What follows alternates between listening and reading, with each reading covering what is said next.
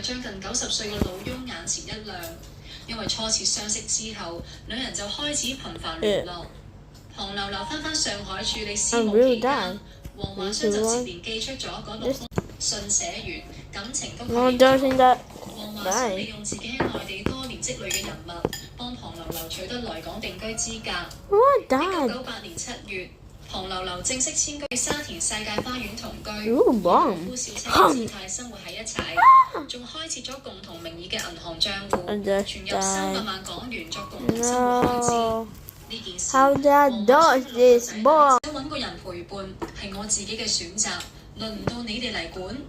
更何況呢幾年佢越嚟越清楚感覺到公司裡面自己嘅話語權已經被架空晒，啲仔女有意無意將佢邊緣化，名義上仲係主席。